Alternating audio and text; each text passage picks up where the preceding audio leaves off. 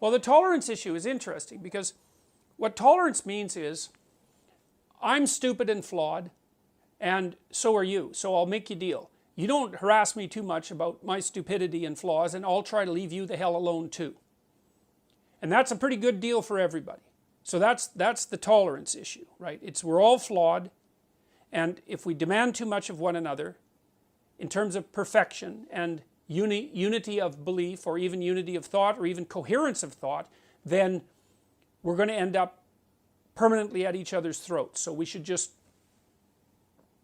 try not to make unnecessary enemies. That's tolerance, and it's a good principle.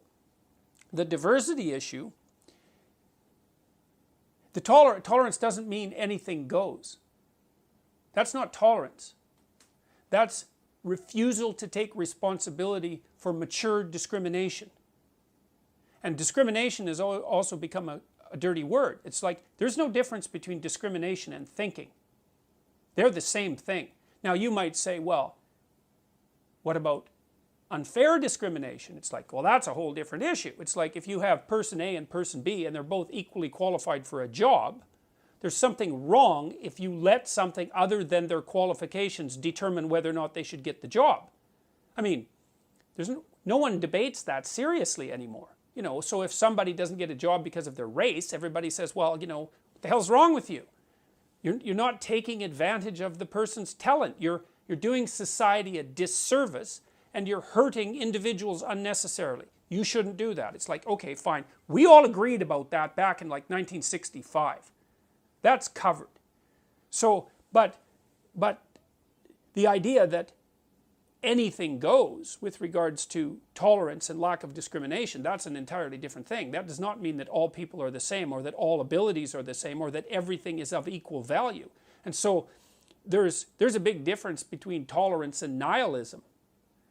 And so lots of people say tolerance when they mean, well, anything goes, I can do whatever I want, I don't have to be responsible for anything, I don't have to think, and there's no difference between people no matter how they act. It's like, sorry, that's not a philosophy, man. That's a recipe for chaos and disaster. And then the diversity thing, it's like, oh, I see, we need more black people on our board because all black people think the same way. That's how we're going to play this, is it? We're not going to be able to think. So it's such a pernicious philosophy because it's predicated on the idea that the way someone thinks is inextricably tied with their group identity. Well, that's what the bloody racists used to think. You know, well, no, we're not going to invite, let's say, Iranians into our culture because all those Iranians think the same way. Well, I thought that was what racism was. And so the idea that unless you have your bloody board of governors, say, or the middle strata of your organization arranged so that every single group has equitable representation, you don't get a diverse range of opinions. It's so, first of all, that's just technically wrong because it isn't racial and ethnic and gender diversity that gives you diverse opinions. That's just an idiotic, that's just a, I don't know how you could be, I can't understand how you could be so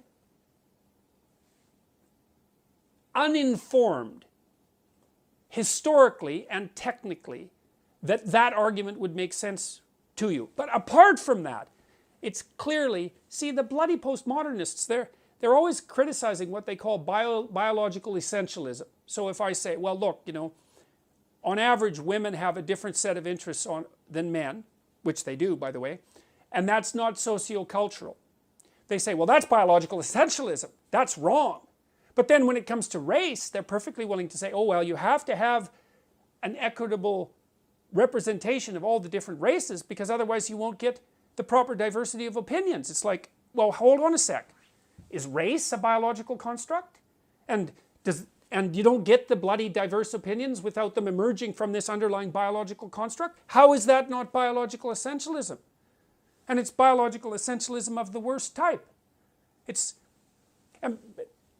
Having said all that, I would also caution people against making the assumption that what the radical postmodernists say they're after has anything to do with what they're actually after. Because they're not after equity. They're not after tolerance. They're not anybody's friend. Not at all. They're power. They're after power, and that's it. And they use all this compassion language, which is like, you just have to scratch the surface of that and you find out how fast that vanishes. They use all this compassion language, and I'm on the side of the oppressed, all of that posturing. It does nothing but mask the underlying drive to power. And that's in keeping with their own damn philosophy, because for the postmodernists, there is nothing but power.